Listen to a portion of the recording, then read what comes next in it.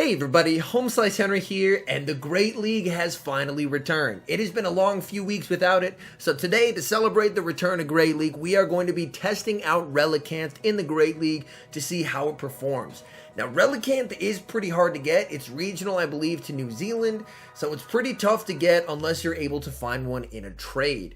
Now, it's a water and rock type Pokemon, and for the moveset, it has Water Gun, Aqua Tail, and Ancient Power. And I paired it up with Air Slash Tropius and Charm Whimsicott. So without further ado, let's hop into the matches and let's take a look at Relicanth in action. It's a pretty negative lead versus Lickitung. Lickitung, of course, does have access to Power Whip, so I am going to try and execute a catch onto the Tropius, and we're able to catch the Power Whip. That's absolutely huge, but unfortunately they do have a Skarmory to hard punish us.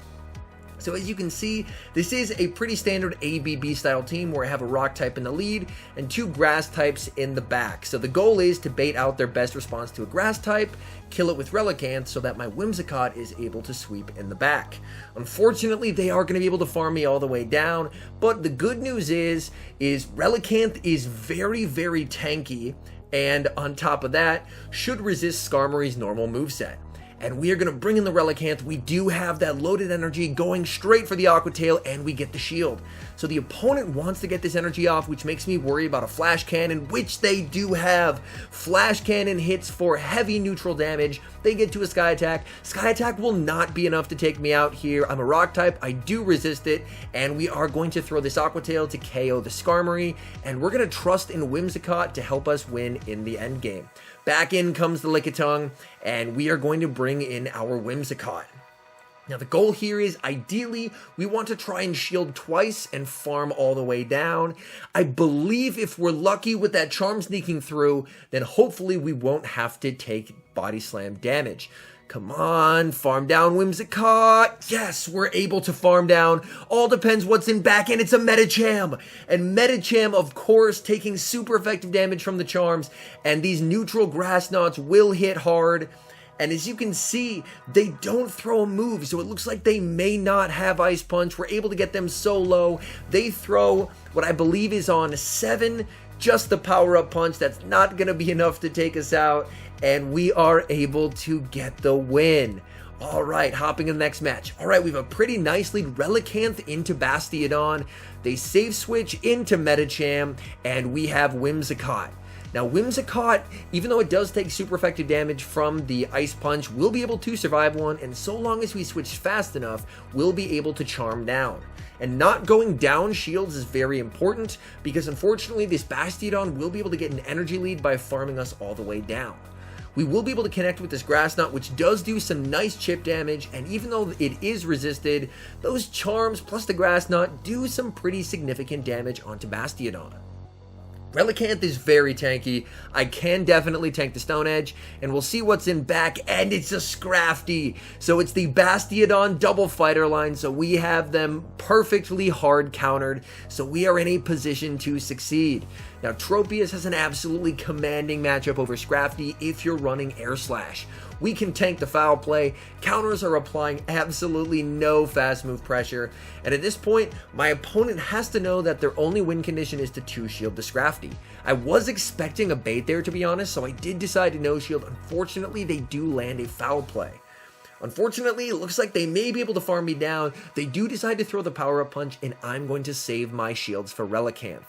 Relicanth is not too far off of a move. We're able to get to the Aqua Tail. This will be taking out the Scrafty, and now we have 2 shields, and we just have to get to 2 Aqua Tails to take out the Bastiodon. Now, Bastiodon does apply a lot of fast move pressure, but again, the bulk of a Relicanth, we are able to survive these smackdowns, and we're able to get to the Aqua Tail. So Relicanth, closing strong and able to get a very nice 2-shield flex versus Bastiodon. All right, hopping to the next match. We have Relicanth into Galarian Stunfisk. Now, this is a very neutral lead. It is exceedingly bait dependent. Unfortunately, if Relicanth gets baited, it loses. So that makes this matchup pretty tough. Here we have a pretty tough call. Earthquake does about 3/4 of our health. We shield it up and they bait and they bring in Drifblim. And unfortunately, I have absolutely no response to a Drifblim. So I'm going to go for the Ancient Power. We are not able to land it. And now my thinking here is I just have to sacrifice the Whimsicott, which is unfortunate, but these charms will add up.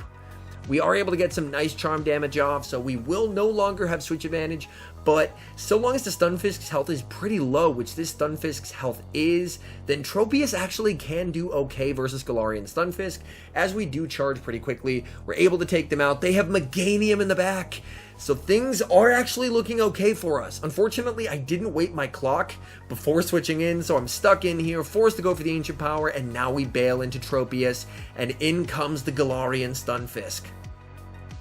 Now the nice thing here is they were slow on the swap from Meganium into the Galarian Stunfisk, so I'm hoping that we will only have to take one Rock Slide here. First Rock Slide comes through, very nice fast move timing by my opponent, conceding one free turn each time, and now it's a race. Come on, yes, we're able to get to the Leaf Blade. This will be taking out the Galarian Stunfisk, and Meganium can do absolutely nothing against Tropius, so that is going to be a good game. Alright, hopping in the next match, we have Relicanth into Azumarill, absolutely terrible lead. We are going to bring in the Tropius, and they counter with a Shadow Nidoqueen. Now this is absolutely fantastic to bait out, as it would be doing double super effective damage to our Whimsicott. So if we're going to see it, we definitely want to see it versus our Tropius. Tropius can fight back. Tropius will be able to get a shield advantage, which is very nice, although unfortunately this Nidoqueen will leave with a ton of loaded energy. So we are going to wait our clock here. We learned our mistake from last game, and now we're going to bring in the Relicanth and attempt to farm down. I can survive any one move. They throw a Poison Fang, maybe hoping to get a Poison Fang and Earth Power. They're not able to get there, and now they bring in the Azumarill. Unfortunately, they more than likely have Ice Beam, and Ice Beam does a lot of damage to Whimsicott, and with Charm, we don't charge the Grass Knots particularly quickly. So we are going to be able to connect with the Grass Knot here and almost assuredly force that final shield. We're able to sneak through a Charm, which is very nice, but we are going to get outpaced here, as they did overfarm, so they are going to be able to get to the Ice Beam right here. And this is going to be doing a lot of damage, does not take us out, but gets us very low. And they have a Sableye in the back, and we're just not able to get to the Grass Knot. But in comes Relicanth, and suddenly we see a win condition. Since we're Rock type, they can't throw Return. This will be the foul play, and if we can farm down, then we should be able to get to the Ancient Power versus the Azumarill. Come on, Relicanth.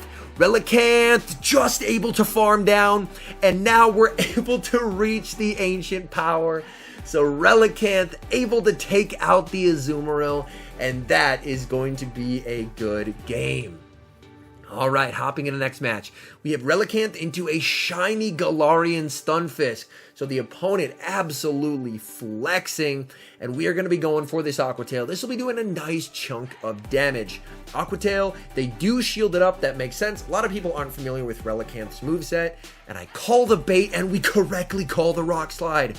That is absolutely massive, and we are going to be able to connect with this Aqua Tail. The opponent is over farming here. We land it, and the opponent overtaps and gets farmed down. They bring in a Venusaur, and I make a huge mistake. Venusaur is a massive core breaker for this team. What I should have done was stayed in with the Relicanth, gone down, and then I could have leveraged my shield advantage with Tropius to take it out, but they actually switch into an Azumarill, so it looks like I will actually be bailed out of my mistake. Thank goodness. As it turns out, they are double weak to Tropius in the back. We're able to get the shield with the Leaf Blade. The opponent desperately trying to farm up to the back-to-back Ice Beam, and they're not able to get there. They definitely should have at least thrown one, as now that we have a shield advantage, that is going to be a good game. So as you can see, this is definitely not a perfect team by any means. There are some definite core breakers, a Venusaur lead being one, and Abomasnow just destroys the whole team.